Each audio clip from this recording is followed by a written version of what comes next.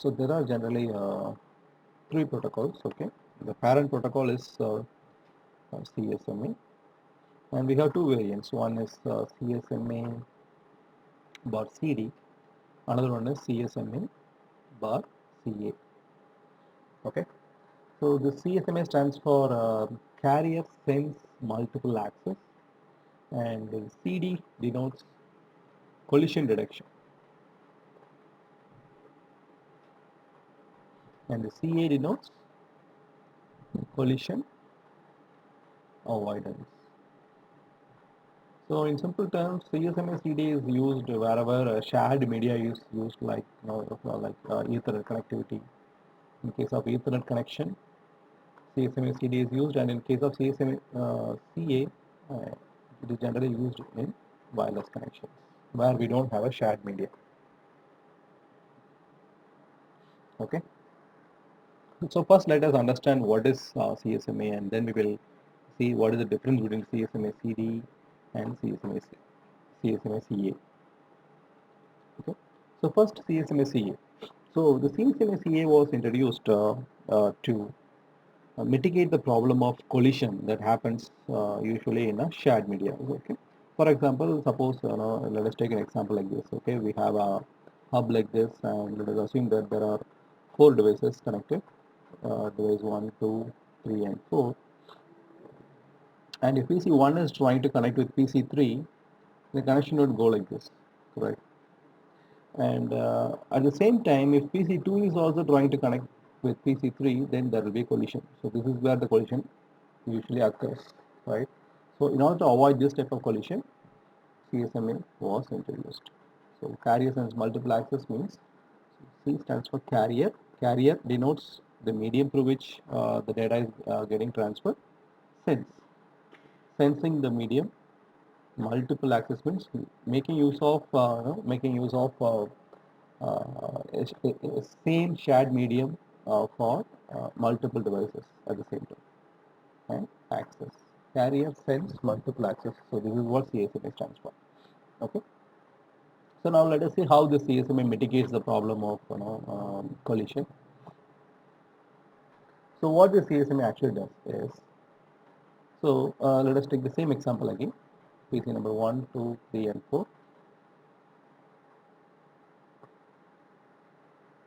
So if a device is trying to send some data through a common shared path, what it actually does is, before sending the data, I mean with CSMA, before sending the data, this device will sense the medium.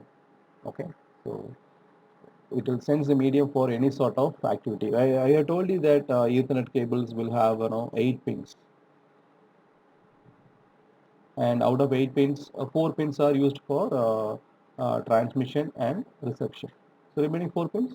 So the remaining 4 pins, right? The remaining 4 pins can be used among these 4 pins. They have made you. It is it. Sorry. So the remaining 4 pins are used for various other purposes. Okay. So among these, the pins are also used to sense the medium. Okay. So if at all, if any sort of transmission is happening on the media, immediately the device will back off from transmitting. So for example, if PC1 is trying to send some data to PC3, it will sense the medium first, and while sensing the medium, it will check for any sort of electrical activity that is happening there. So if there is any sort of electrical activity that has happened, immediately it will back off from transmitting the data. Okay. Again, it will sense the medium after some random time, and if there is no such electrical activity that is happening, then it is understood that the medium is free. Then it will immediately start to transfer the data. Okay, so this is how CSMA works. The problem with CSMA is, right? So what happens is, if two devices are trying to transmit, and if the two devices are trying to transmit at the same time, both the devices will be will be sensing the media, and the media is found to be free without any electrical activity. Both the devices will think that the medium is free, and what they will do is they will start to transmit the data. which will lead to collision again. So this particular issue was not solved by CSMA. So that is why they came up with the enhanced version called as CSMA slash CD, which stands for collision detection. So in case of CSMA, when a collision has occurred, there was no method to inform the receivers that a collision has occurred.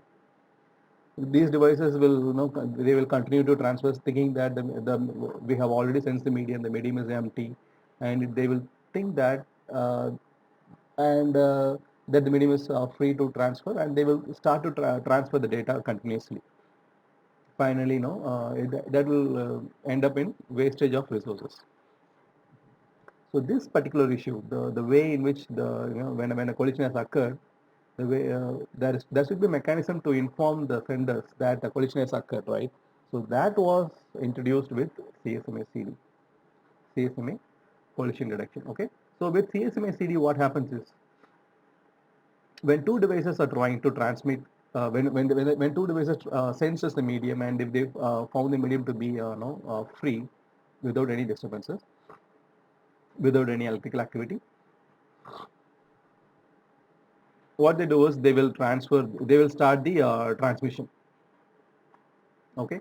Similarly, the other device is also going to start the transmission, and here the collision will occur here, right, at this point, because that is where the two devices are trying to communicate. So I'm taking the same example again and again. Okay. So the collision will occur here. So when a collision has occurred, this protocol will inform the senders that a collision has occurred. So immediately both the devices, PC number 1 and PC number 2, they both will stop the transmission, and they will set a random timer. Random timer in the sense, a timer which is totally random, which is not at all related with each other. So, so that they both will not sense the medium again at the same time. Okay. So now both the devices have stopped the transmission, and the random timer has been set. Once the timer is reset, immediately the device will sense the medium for electrical activity. So if there is no electrical activity found, it will start transmitting the data. And again, the other device for which also a random timer has been set, when that random timer is reset, it will sense the medium, and if there is already a transmission happening, it will back off. It will wait for the transmission to get completed. Okay, so this is the way in which CSMA CD is far better than CSMA. Okay, so this was for regular Ethernet connection. So now let us see what happens if the connection is not a shared medium. For example, in case of wireless. So in wireless, we are not going to send the data in a common path, right? So we never know through which path it takes to reach a particular destination. So that is where we have this variation of CSMA called as CSMA CA. CA stands for collision avoidance. So here we cannot have a collision we cannot